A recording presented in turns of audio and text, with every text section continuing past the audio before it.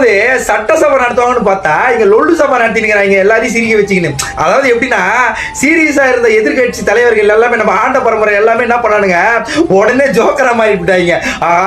சீரியஸா இருந்தா அங்க வந்து ஆப்போசிட்ல ஒருத்தர் முறைச்சினே இருக்கிறாரு, முறைச்ச வாங்கலே இருக்கிறாரு. இவன் சும்மாவே சைலண்டா இருந்தா ஆட விட்டு அலற விட்டு அடிப்பான். இவன் வேற முறைச்ச வேணிக்கே இருக்காரு. நம்ம அப்படியே ஒரு பிட்டை போட்டு வந்து எல்லாரும் ஒரு பிட்டு தாங்க, எல்லாரும் மண்டி தான். எப்படின்னா நம்ம நதியாண்ட என்ன சொல்ற அப்படின்னா மாண்புமிகு சட்டப்பேரவை தலைவரும் முதலமைச்சர் தலைவரும், அதாவது நான் சட்டப்பேரவையும் நானும் வந்து ஒரே காலேஜ் ஓல்டு காலேஜில் நாங்கள் படித்தவங்க. ஆமாம் ஆமாம் ஆமாம், அதெல்லாம் இந்த இட்லி கதெல்லாம் நான் உங்களுக்கு கேட்கல.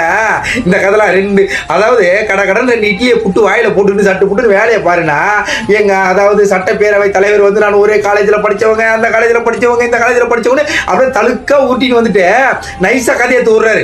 என்னதான் இருந்தாலும் நாங்கள் சீனியர் பிரகாரம் வந்து திமுக தான் வந்து ஆண்ட பரம்பரை அப்படின்னு ஒன்று நம்மளால ஒரு ஸ்மைலோட லைட்டாக பார்த்தோன்னே இல்லை அப்படி சொல்ல வரல, எந்த சண்டை சச்சரவும் இல்லாமல் சட்டசபையை கொண்டு போவோம், நம்ம லொல்லு சபாவை கொண்டு போவோம் அப்படின்னு ஒரு மண்டிய. அதாவது 5 வயசுல இருந்து 60 வயசு வரைக்கும், அதாவது ஒரு 40-30 வயசு வரைக்கும் சட்டசபையை பார்ப்பாங்கன்னு வச்சுக்கா. அவங்களாம் கூட இப்போ 5 வயசுல இருந்து 5 வயசு குழந்தை கூட சட்டசபையை பார்க்குது.